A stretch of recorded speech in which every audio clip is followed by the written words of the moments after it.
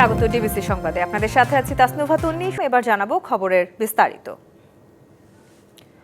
উড্ডয়নের কিছুক্ষণের মধ্যেই 242 আরোহী নিয়ে বিধ্বস্ত হলো ভারতীয় উড়োজাহাজ। গুজরাট রাজ্যের আহমেদাবাদে একটি মেডিকেল কলেজের হোস্টেলে বিধ্বস্ত হয় লন্ডনগামী এয়ার ইন্ডিয়ার যাত্রীবাহী উড়োজাহাজটি।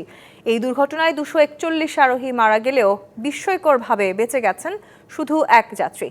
নিহতের তালিকায় আছেন গুজরাটের সাবেক একজন মুখ্যমন্ত্রীও। আর মেডিকেল কলেজের হোস্টেল ভবনে নিহত হয়েছে 5 জন। বৃহস্পতিবার স্থানীয় সময় দুপুর 1:17 গুজরাটের আহমেদাবাদের সর্দার বল্লভভাই প্যাটেল আন্তর্জাতিক বিমানবন্দর থেকে উড্ডয়ন করে ভারতের এয়ার ইন্ডিয়ার AY717 ফ্লাইটটি।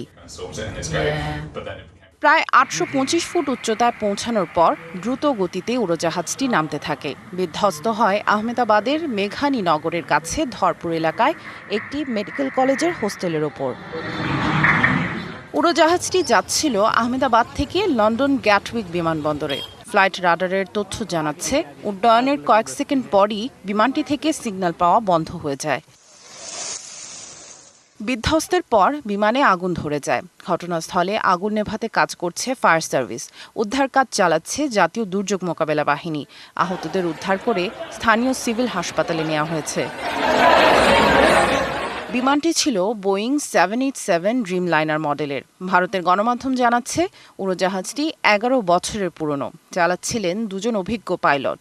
এভিয়েশন সেফটি নেটওয়ার্ক ডেটাবেজের তথ্য জানাচ্ছে বোয়িং 787 ড্রিমলাইনার মডেলের কোনো বিমানের এটাই প্রথম দুর্ঘটনা।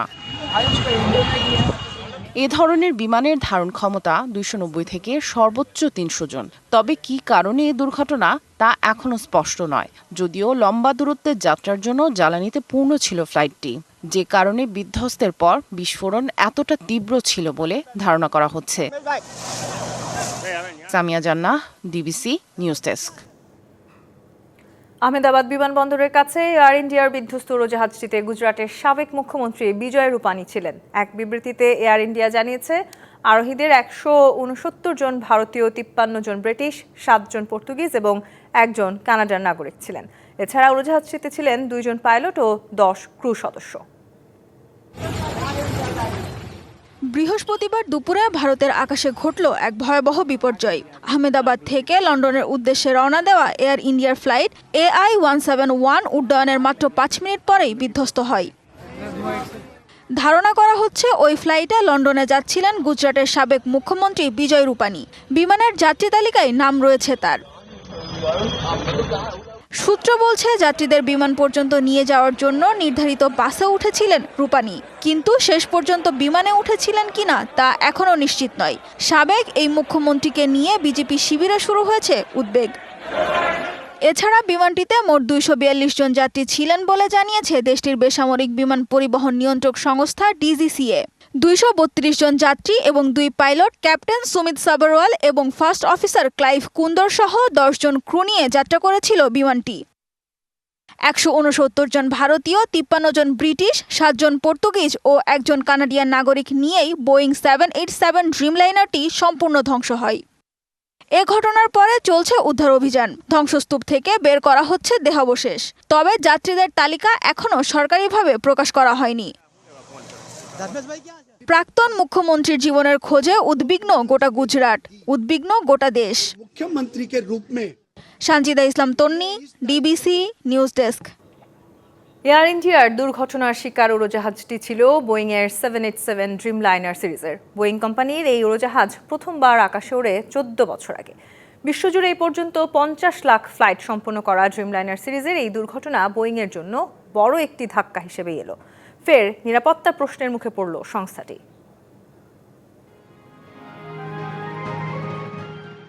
সব মিলিয়ে আকাশে 3 কোটি ঘন্টা ওড়ার পর ভেঙে পড়ল বোয়িং 787 ড্রিমলাইনার সিরিজের কোনো উড়োজাহাজ। ভারতের আহমেদাবাদে ঘটে যাওয়া এই মর্মান্তিক দুর্ঘটনায় হতবাক এভিয়েশন খাত। প্রায় 14 বছর আগে বাজারে আসে বোয়িংয়ের এই অত্যাধুনিক ড্রিমলাইনার মডেল। মাত্র 6 সপ্তাহ আগে এই মডেলই পেরিয়েছিল 100 কোটি যাত্রী পরিবহনের মাইল ফলক। ড্রিমলাইনার বিধ্বস্ত হওয়া বোয়িংয়ের জন্য এক অপ্রত্যাশিত ধাক্কা। বোয়িং কোম্পানির এই মডেলের 1175টি উড়োজাহাজ এ পর্যন্ত 50 লাখ সফল ফ্লাইট সম্পন্ন করেছে। ড্রিমলাইনার বোয়িংয়ের সফল ও নিরাপদ মডেলগুলোর একটি। তাই এ দুর্ঘটনার পর শুধু প্রযুক্তিগতই নয়, কোম্পানিটির বিশ্বাসযোগ্যতার দিকেও উঠেছে আঙুল। গেল এক দশক ধরে বেশ নড়বড়ে অবস্থায় রয়েছে বোয়িং কোম্পানি। 2014 সাল থেকে 737 ম্যাক্স সিরিজের একের পর এক দুর্ঘটনায় নিরাপত্তা ঘাটতির অভিযোগে ভুগছে প্রতিষ্ঠানটি। নতুন করে 787 সিরিজের এই দুর্ঘটনা প্রশ্ন তুলেছে, আদৌ নিরাপদ কি বোয়িংয়ের আকাশপথ? এছাড়া এ দুর্ঘটনায় বোয়িংয়ের সিইও কেলি ওটবার্গকে বড় পরীক্ষায় ফেলেছে। প্রতিষ্ঠানটি নানা সমস্যা সমাধানে সাহায্য করার জন্যই প্রায় 1 বছর আগে কেলিকে নিয়োগ দেওয়া হয়েছিল।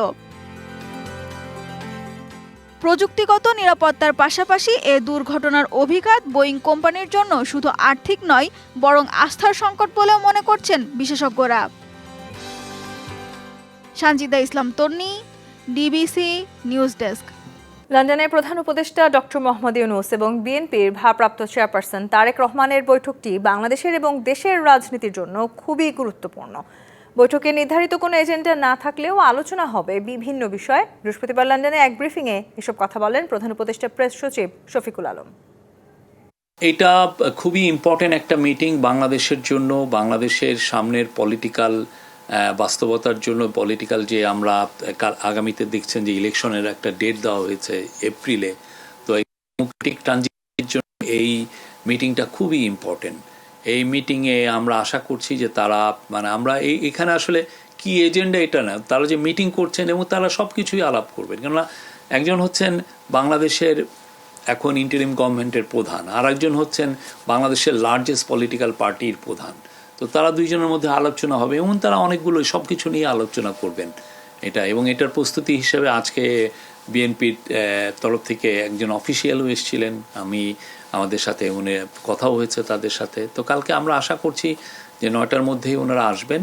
আসার পরে একটা 1-to-1 মিটিং হবে। এই ক্ষেত্রে যদি ওনারা মনে করেন যে আরও অন্যান্য কেউ থাকবে, সেটা এই দুজন লিডারই এটা ডিসাইড করবেন। প্রধান উপদেষ্টা ডক্টর মোহাম্মদ ইউনূস ও বিএনপির ভারপ্রাপ্ত চেয়ারম্যান তারেক রহমানের বৈঠকটি আলোচনার কেন্দ্রবিন্দু এখন রাজনৈতিক অঙ্গনে। বিষয়টিকে ইতিবাচকভাবে দেখছেন জামায়াত, এনসিপি, বাম সহ বিভিন্ন দলের নেতারা। বলছেন এতে সরকারের সঙ্গে বিএনপির দূরত্ব অনেকটাই কমে আসবে। একই সঙ্গে নেতাদের প্রত্যাশা একটি গ্রহণযোগ্য ও সুষ্ঠু নির্বাচনের পথও বের হবে এই বৈঠকে। রাজনীতির চতুর্দিকে এখন আলোচনায় প্রধান উপদেষ্টা ডক্টর মোহাম্মদ ইউনূস ও বিএনপির ভারপ্রাপ্ত চেয়ারম্যান তারেক রহমানের বৈঠক ঘিরে। সবার দৃষ্টি লন্ডনে। শুক্রবার লন্ডন সময় সকাল 9টা অর্থাৎ বাংলাদেশ সময় দুপুর 2টায় এই বৈঠক হওয়ার সূচি রয়েছে। এই বৈঠককে ইতিবাচকভাবে দেখছেন বিভিন্ন রাজনৈতিক দলের নেতারা। তাদের প্রত্যাশা এই বৈঠক সুষ্ঠু ও গ্রহণযোগ্য নির্বাচনে বিশেষ ভূমিকা রাখবে। যে জুলাই ঘোষণা, ঐক্যমতের ভিত্তিতে নির্বাচন, নিরপেক্ষ নির্বাচনের পূর্বে সংস্কারের কাজগুলো শেষ করা, মানবতা বিরোধী অপরাধীদের বিচারকে দৃশ্যমান করা, যেসব দাবিগুলো উঠছে, স্পেশালি এইসব বিষয়ে এই বৈঠকে ইতিবাচক আলোচনাই হবে বলে আমরা আশাবাদ ব্যক্ত করি। এই পরিস্থিতিতে সবার আগে জাতীয় স্বার্থকে প্রাধান্য দেওয়াটি গুরুত্বপূর্ণ। সেই জায়গায় বিএনপি তাদের জায়গা থেকে দায়িত্বশীল ভূমিকা পালন করবে বলে আমরা প্রত্যাশা করি এবং অন্যান্য সকল রাজনৈতিক দলের এই দায়িত্বশীল ভূমিকাটি কিন্তু পালন করা উচিত। আইনশৃঙ্খলা পরিস্থিতি মোকাবেলা থেকে শুরু করে সার্বিক দিক বিবেচনায় সরকারের সাফল্য নিয়ে কোনো রাজনৈতিক দলে রয়েছে প্রশ্ন। তাদের আশা এই বৈঠকে নির্বাচনের দিন তারিখ নির্ধারণের বিষয়টি সর্বোচ্চ গুরুত্ব পাবে। সেই সভায় তিনি সুস্পষ্টভাবে যদি নির্বাচনের সুনির্দিষ্ট তারিখ এবছরের মধ্যে ঘোষণার ব্যাপারে ঐক্যমত্য পোষণ করেন, তাহলেই কেবলমাত্র কিছুটা হলেও রাজনৈতিক সংকট দূর করার ক্ষেত্রে আমরা এক ধাপ এগোতে পারব। চলমান রাজনৈতিক অস্থিরতা নিরসনে ইউনূস তারেকের বৈঠক বিশেষ ভূমিকা রাখবে বলে মনে করে ইসলামী দলগুলো। আমরা এটাকে মনে করছি একটা ভালো উদ্যোগ, চমৎকার উদ্যোগ এবং আগামী দিনের রাজনীতিতে এটা একটা পজিটিভ ইম্প্যাক্ট করবে। সংস্কার বিষয় এবং খুনি শেখ হাসিনা ও তার দোসরদের বিচার বিষয় এবং আগামী নির্বাচন কিভাবে সুষ্ঠু একটি সুন্দর পরিবেশে করা যায়, এই সকল বিষয়ে এই বৈঠকে গুরুত্ব পাওয়া উচিত বলে আমরা মনে করি। সর্বোপরি রাজনৈতিক দলগুলো ইউনূস তারেকের বৈঠককে বেশ তাৎপর্যপূর্ণ বলছে। নেতারা মনে করেন এই বৈঠক সহ দলগুলোর মধ্যে পারস্পরিক সহযোগিতা জোরদার হলে আগামীর বাংলাদেশ বিনির্মাণ ও জাতীয় ঐক্যে কেউ ফাটল ধরাতে পারবে না। Anwar Hossain, DBC news, Dhaka. প্রধান উপদেষ্টা ডক্টর মোহাম্মদ ইউনূস ও বিএনপি ভারপ্রাপ্ত চেয়ারম্যান তারেক রহমানের বৈঠকটি এখন দেশের রাজনীতির আলোচনার কেন্দ্রবিন্দুতে। এ নিয়ে আরও জানাতে লন্ডন থেকে সরাসরি যুক্ত হচ্ছেন সিনিয়র সাংবাদিক MA কাইয়ুম। বৈঠকটি নিয়ে প্রবাসী বাংলাদেশিরা কি বলছেন, এছাড়া যুক্তরাজ্য বিএনপির নেতা কর্মীরা কি বলছেন, সে বিষয়গুলো নিয়ে জানাবেন আমাদের। থ্যাংক ইউ আপনাকে। প্রধান উপদেষ্টা ডক্টর মোহাম্মদ ইউনূসের সাথে বিএনপির ভারপ্রাপ্ত চেয়ারম্যান তারেক রহমানের আগামীকালকের বৈঠক নিয়ে যুক্তরাজ্য বিএনপি এবং যুক্তরাজ্য সুধী মহলের মধ্যে একটি আলোচনা টক অব দ্য লন্ডনে পরিণত হয়েছে। বিশেষ করে বাংলাদেশে যে রাজনৈতিক নির্বাচন নিয়ে রাজনীতিক টানাপোড়েন চলছে, সেই তাদের দুই তারেক রহমান এবং প্রধান উপদেষ্টার বৈঠকে এই টানাপোড়েনের একটি সন্তোষজনক সমাধান আসবে বলে রাজনৈতিক মহল এবং নেতাকর্মীরা মনে করছেন।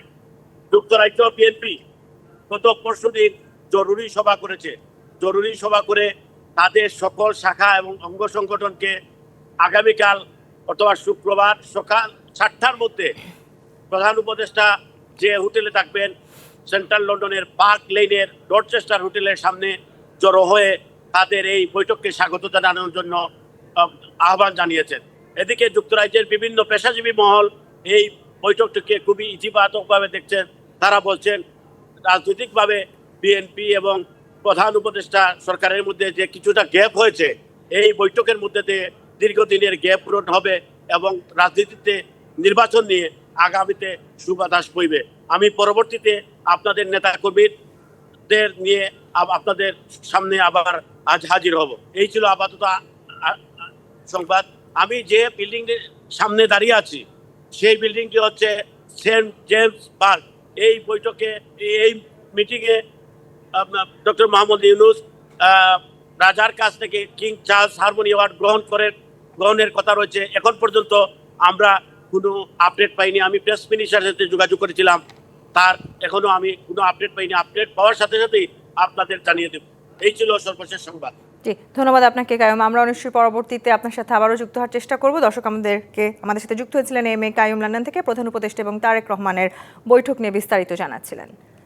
দিকে বিএনপির ভারপ্রাপ্ত চেয়ারম্যান তারেক রহমানের দেশে ফিরতে কোনো বাধা নেই, তিনি চাইলেই যে কোনো সময় দেশে আসতে পারেন, জানালেন স্বরাষ্ট্র উপদেষ্টা জাহাঙ্গীর আলম চৌধুরী। সকালে গাজীপুরের সালনা হাইওয়ে থানা ও 63 বিজিবি ব্যাটালিয়ন পরিদর্শন শেষে সাংবাদিকদের প্রশ্নের জবাবে এই কথা জানান। ওনার তো দেশে ফেরার তো কোনো অসুবিধা নাই, উনি যে কোনো সময় ইচ্ছা, উনি বাংলাদেশের নাগরিক, যে কোনো সময় ইচ্ছা উনি দেশে নিজের যে সময় উনি মনে করবেন উনি সেই সময় দেশে ফিরবেন। বিদেশে অর্থ পাচারে অভিযুক্ত ধনকুবেরদের সাথে সমঝোতার কথা চিন্তা করছে সরকার। ব্রিটিশ গণমাধ্যম দ্য ফিনান্সিয়াল টাইমসকে দেয়া সাক্ষাৎকারে এমন ইঙ্গিত দিয়েছেন বাংলাদেশ ব্যাংকের governor doctor Ahsan H Mansur. গভর্নরের বক্তব্য থেকে প্রতিবেদনে উল্লেখ করা হয়েছে, কম গুরুতর মামলাগুলোর ক্ষেত্রে আর্থিক সমঝোতা অন্যতম বিকল্প হিসেবে বিবেচিত হতে পারে। শেখ হাসিনার শাসনামলে সংশ্লিষ্ট রাজনৈতিক ও ব্যবসায়ীদের কাছ থেকে পাচার হওয়া অর্থ পুনরুদ্ধারে ভবিষ্যৎ আন্তর্জাতিক মামলা পরিচালনায় $10 কোটি পর্যন্ত অর্থ সংগ্রহের লক্ষ্যের কথাও জানান গভর্নর। এরই মধ্যে অন্তর্বর্তী সরকার শেখ হাসিনা ও তার পরিবার সহ রাজনৈতিক প্রভাবশালী ব্যক্তিদের বিরুদ্ধে অগ্রাধিকার ভিত্তিতে 11টি তদন্ত শুরু করেছে। পাচার হওয়া অর্থ ফেরাতে লন্ডনের সফরে যুক্তরাজ্য সরকারের কাছেও সহায়তা প্রত্যাশা করেছেন প্রধান উপদেষ্টা। সরকারি ছুটি শেষ হচ্ছে আগামী শনিবার। এর মধ্যেই প্রিয়জনদের সঙ্গে ঈদ উদযাপন শেষে ঢাকায় ফিরতে শুরু করেছেন কর্মজীবী মানুষ। সড়ক ও নৌপথের পাশাপাশি রেলপথেও ফিরছেন তারা। তবে ঈদে ট্রেনের ফিরতি যাত্রায় মাস্ক পরা সহ স্বাস্থ্যবিধি মেনে চলতে রেলপথ মন্ত্রণালয় যাত্রীদের যে অনুরোধ জানিয়েছিল তা ছিল উপেক্ষিত। টানা 10 দিনে সরকারি ছুটি শেষের পথে। এরই মধ্যে প্রিয়জনের সঙ্গে ঈদ উদযাপন শেষে ঢাকায় ফিরতে শুরু করেছেন কর্মজীবী মানুষ। তবে ভোগান্তি এড়াতেই ছুটি শেষ হওয়ার আগেই যার যার কর্মস্থলে ফেরার কথা জানান যাত্রীরা। কালকে জয়েন, কিন্তু একদিন আগে আমি চলে যাচ্ছি আর কি আমার কর্মস্থল যশোরে। সিলেট থেকে ঢাকা হয়ে বরিশাল গেছি, ট্রেনের জন্য অপেক্ষা করছি, আবার সিলেটে কর্মস্থলে যোগদানের জন্য। স্বজনদের সঙ্গে কাটানো সময়কেই ঈদের মধুর সময় বলে মনে করছেন জীবিকার তাগিদে ঢাকায় ফেরা মানুষজন। ভালোই কেটেছে আলহামদুলিল্লাহ। বাচ্চাদের ছুটি আরো বেশ কিছুদিন আছে, তো রিল্যাক্স ফিল করতেছে, এই জন্যই আর কি। ঈদ অনেক ভালো কাটছে। মার বোন হচ্ছে বাড়িতে থাকে, ঈদের সবাই একসাথে ছিলাম, আমরা চোখের পানি ধরে রাখতে পারিনি। সম্প্রতি করোনা সংক্রমণের হার বেড়ে যাওয়ায় ট্রেনের ফিরতি যাত্রায় মাস্ক পরা সহ স্বাস্থ্যবিধি মেনে চলতে যাত্রীদের অনুরোধ জানিয়েছিল রেলপথ মন্ত্রণালয়। কিন্তু কমলাপুর রেল স্টেশনে যাত্রীদের তেমন কাউকে মাস্ক ব্যবহার করতে দেখা যায়নি। আমার ব্যাগে আছে, আমি পরবো কারণ এখন মাত্র উঠলাম তো, গরম আর non AC compartment, that's why. অবশ্যই মাস্ক পরা উচিত আমি মনে করি, কারণ নাহলে তো করোনা স্প্রেড করতে পারে। তবে রেল কর্তৃপক্ষ বলছে যাত্রীদের স্বাস্থ্যবিধি মেনে চলতে স্টেশনে সচেতনতামূলক কার্যক্রম পরিচালনা করা হচ্ছে। যাত্রীদের ভ্রমণ স্বস্তিদায়ক আছে, আর এই ভ্রমণ যাত্রা যেন স্বস্তিদায়ক থাকে সেই ব্যাপারে আমাদের যথেষ্ট প্রস্তুতি আছে। করোনা ভাইরাস প্রাদুর্ভাব বৃদ্ধি পাওয়ার কারণে আমরা স্টেশনে এবং ট্রেনে পিএস সিস্টেমের মাধ্যমে যাত্রী সাধারণকে এই বিষয়ে সচেতন করছি। এদিকে সড়ক পথেও স্বস্তির কথা জানিয়েছেন ঢাকায় ফেরা মানুষ। তারা বলছেন যাওয়ার সময় দীর্ঘ যানজটের কবলে পড়ে যে ভোগান্তির শিকার হয়েছিলেন, আসার সময় তেমন কোনো সমস্যাই হয়নি। Bijan Kumar Das, DBC news, Dhaka. সিলেট ও সুনামগঞ্জ সীমান্ত দিয়ে ৭০ জনকে পুশিন করেছে ভারতের সীমান্তরক্ষী বাহিনী বিএসএফ। রাতভর সিলেটের জাফলং, কোম্পানিগঞ্জ এবং সুনামগঞ্জের ছাতক সীমান্ত দিয়ে তাদের ঠেলে পাঠানো হয়। বিজিবি জানিয়েছে জৈন্তাপুর উপজেলার মোকামপুঞ্জি ও মিনাটিলা সীমান্ত দিয়ে ৪০ জনকে পুশিন করে বিএসএফ। একইভাবে কোম্পানিগঞ্জের কালাইরাগ সীমান্ত দিয়ে ১৩ জনকে এবং সুনামগঞ্জের ছাতক উপজেলার নোয়াকোট সীমান্ত দিয়ে আরও ১৭ জনকে ঠেলে দেওয়া হয়। অনুপ্রবেশের অভিযোগে তাদের আটক করে বিজিবি। জিজ্ঞাসাবাদে জানা গেছে আটককৃতরা লালমনিরহাট ও কুড়িগ্রামের বাসিন্দা। বেশ কয়েক বছর ধরে ভারতে বিভিন্ন স্থানে অবৈধভাবে বসবাস করছিলেন তারা। এদিকে লালমনিরহাটের সীমান্তে ২টি পয়েন্ট দিয়ে ১৯ জনকে ঠেলে পাঠানোর চেষ্টা চালায় বিএসএফ। তবে বিজিবি ও স্থানীয় গ্রামবাসীদের বাধার মুখে ব্যর্থ হয় তারা। এদিকে স্বরাষ্ট্র উপদেষ্টা সঠিক নিয়মে বাংলাদেশিদের ফেরত পাঠাতে ভারতের প্রতি অনুরোধ জানিয়েছেন।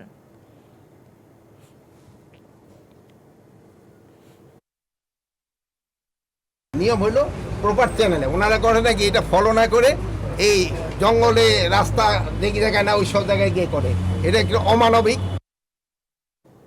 জেলায় জেলায় সংকট সমস্যা, তা থেকে উত্তরণের চ্যালেঞ্জ আর সম্ভাবনার কথা তুলে ধরতে চলছে ডিবিসি এক্সপ্রেস।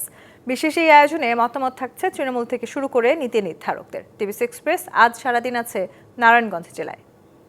সিএসআরএম নিবেদিত ডিবিসি নিউজের বিশেষ আয়োজন ডিবিসি এক্সপ্রেস। জেলায় জেলায় সমস্যা, সংকট, তা থেকে উত্তরণের চ্যালেঞ্জ ও সম্ভাবনা নিয়ে আমরা কথা বলি স্থানীয়দের সাথে। আমরা শুরুতেই জেনে নেব এই নারায়ণগঞ্জ জেলার সোনারগাঁও উপজেলায় কি কি সমস্যা রয়েছে। আমরা শুরু জেনে নেব আপনার এলাকায় যানজট কেমন রয়েছে। ইতিহাস ও ঐতিহ্যের ধারক সোনারগাঁওবাসীর পক্ষ থেকে আপনাকে অনেক অনেক শুভেচ্ছা। যানজট সোনারগাঁয়ের বর্তমানে একটা প্রকট সমস্যা। শিল্পায়ন হওয়ার সাথে সাথে রাস্তাঘাট যতটুকু বাড়ার কথা ছিল গাড়ির উপযোগী, সেই হিসেবে রাস্তাঘাট বাড়ে নেই। মেইন যে পয়েন্ট চৌরাস্তা থেকে মোগরাপাড়া চৌরাস্তা থেকে ঢুকতে সোনারগাঁও উপজেলার দিকে সারাক্ষণই যানজট লেগে থাকে। এটা সোনারগাঁয়ের একটা প্রকট সমস্যা। চিকিৎসা এবং শিক্ষা ব্যবস্থা নিয়ে কোনো অভিযোগ রয়েছে কিনা? অনেক শিক্ষা প্রতিষ্ঠান আছে, কিন্তু আপনার মানসম্মত কোনো শিক্ষা প্রতিষ্ঠান নাই। ছেলেমেয়েরা অনেক কষ্ট করে নারায়ণগঞ্জ, ঢাকার বিভিন্ন নামি দামি শিক্ষা প্রতিষ্ঠানে পড়াশোনার জন্য যাচ্ছে, সময় নষ্ট হচ্ছে যানজটের কারণে, যাওয়া আসার কারণে। এখানে ভালো মানসম্মত শিক্ষা প্রতিষ্ঠান অতি জরুরি। আপনাদের এই এলাকায় মাদকের ব্যবসা আগের থেকে অনেক বেড়েছে বলে আমরা জানতে পেরেছি, এই বিষয়টা নিয়ে আপনি কি বলবেন? আপনার কথাটা শতভাগ সত্য। মাদক আগে যেমন নির্দিষ্ট পয়েন্টে পাওয়া যেত, এখন কোনো নির্দিষ্ট পয়েন্টের দরকার নাই। আপনি হাত বাড়ালে আপনার ঘরের পিছনেই মাদক পাবেন। পৌরসভায় আপনারা নাগরিক সুবিধাটা কি ঠিকভাবে পাচ্ছেন, যদি বিস্তারিতভাবে বলতেন? আসলে এই ধরনের পৌরসভাগুলি নাগরিক সুবিধা ওইভাবে আসলে এই পৌরসভাবাসী পাচ্ছে না। যতটুকু পাওয়ার কথা একটা ইউনিয়ন পরিষদের যে সেবা, ওই অতটুকু সেবাই শুধুমাত্র পৌরসভার নামে হচ্ছে। আমরা দেখতে পাচ্ছি যে বিভিন্ন জায়গায় ময়লা আবর্জনা যেখানে সেখানে ফেলে রাখা হচ্ছে, ডাম্পিংয়ের ব্যবস্থা নেই। তাদের সাথে কথা হয়েছে কিনা? না, আপনারা তো অবশ্যই জানেন আমরা প্রায় 15-16 বছর ফেসিবাদী জাতাকলে একটা বাজে অবস্থার মধ্যে আমরা যারা রাজনৈতিক দল করি, বিশেষ করে আমরা যারা বিএনপির রাজনীতি করি, তাদের তো জনপ্রতিনিধির সাথে কথা বলার তো প্রশ্নই আসে না, আমরা তো এলাকায় আসতে পারতাম না। আপনাদের এই উপজেলায় অবকাঠামো উন্নয়ন এবং আইন শৃঙ্খলা পরিস্থিতি নিয়ে যদি বলতেন। আসলে ব্যাপারটা হচ্ছে মেডিকেল সায়েন্সের ভাষায় কসমেটিক সার্জারি বলতে যা বোঝায়, বাইরে সুন্দর মানে একদম ফিটফাট, ভিতরে সদরঘাট, রাস্তাঘাট, স্কুল কলেজ মোটামুটি অনেক কাজই হয়েছে 16 বছরে, কিন্তু মানসম্মত কাজ হয়নি। অবকাঠামোগুলি একেবারে নিম্নমানের কাজ হওয়ার কারণে আপনারা দেখেছেন অনেক জায়গায় রাস্তা কার্পেটিং করে গেল, অথচ সেই কার্পেটিং রাস্তাগুলি মানুষ মানে খুঁচিয়ে আঙ্গুল দিয়ে কার্পেট বের করে ফেলছে। এই ধরনের মানে সাস্টেনেবল যেটা বলে উন্নয়ন, সেই উন্নয়ন কিন্তু অবকাঠামো উন্নয়ন হয় নাই, রাস্তাঘাট হয় নাই, স্কুল কলেজের উন্নয়ন হয় নাই। ধন্যবাদ আপনাকে আমাদের সাথে যুক্ত থাকার জন্য। আজ এ পর্যন্তই। ডিবিসি এক্সপ্রেসের সাথেই থাকুন। ঈদের ছুটি মানেই পরিবার, আনন্দ আর খানিকটা স্বস্তি, আর সেই স্বস্তিটুকু যেন ঢাকার ব্যস্ত সড়কগুলোকেও ছুঁয়ে দিয়েছে। বছরের বাকি সময়ে যেখানে যানজট নিত্যসঙ্গী, ঈদের সময় সেই শহরই হয়ে ওঠে ফাঁকা আর নির্জন। ফাঁকা রাস্তা, বন্ধ অফিস, বন্ধ বাজার, মাঝে মাঝে কিছু ছুটির আমেজে ঘুরে বেড়ানো মানুষ।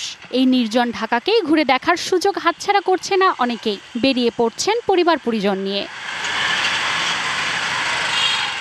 পরিবারের সাথে এই পার্কে ঘুরতে এসেছে ছোট্ট আফসা, উঠেছে রোলার কোস্টার থেকে শুরু করে নানা রকম রাইডে।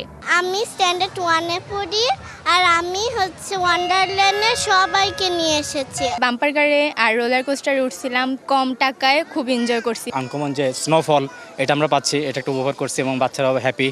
রাজধানীতে খোলা জায়গা বা সরকারি পার্কের অভাবে মানুষ ভিড় করছেন বিনোদন কেন্দ্রগুলোতে। ঢাকাতে এরকম কোনো খোলামেলা জায়গা বিশেষ করে পাওয়া যায় না, সব হচ্ছে ইনডোর গেমস হয়। ওয়ান্ডারল্যান্ড অ্যামিউজমেন্ট পার্ক, আমাদের company is the first in Bangladesh. আমরা পায়োনিয়ার এই amusement park and family entertainment ইন্ডাস্ট্রিতে অথবা বিজনেসে।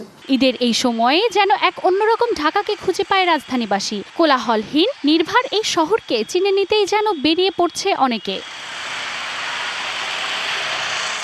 যানজট ছাড়া ঢাকার এই রূপ দেখা যায় না হরহামেশা, তাই স্বস্তিতে কাজ করছেন ট্রাফিক পুলিশ। আমাদের পেশা যখন সেবা দেওয়া, সেক্ষেত্রে আমাদের আনন্দ রাস্তাঘাটেই করতে হয়, এটাই আমাদের বাস্তবতা। সেবামূলক কাজে আসি, এবার আনন্দটা একটু ভিন্ন রকম। ঢাকায় থেকে যারা এই ছুটি উপভোগ করছেন তাদের এই শহর যেন এক নতুন অভিজ্ঞতার নাম। Manjuma Afroz, Nilima, DBC news, Dhaka. DBC সংবাদে এই ছিল এখনকার মতো। ডিবিসি নিউজের সংবাদগুলো পড়তে ভিজিট করুন dbcnews.tv আর ভিজিট করুন ডিবিসি নিউজের ফেসবুক পেজ এবং ইউটিউব চ্যানেল। ডিবিসির সঙ্গে থাকুন।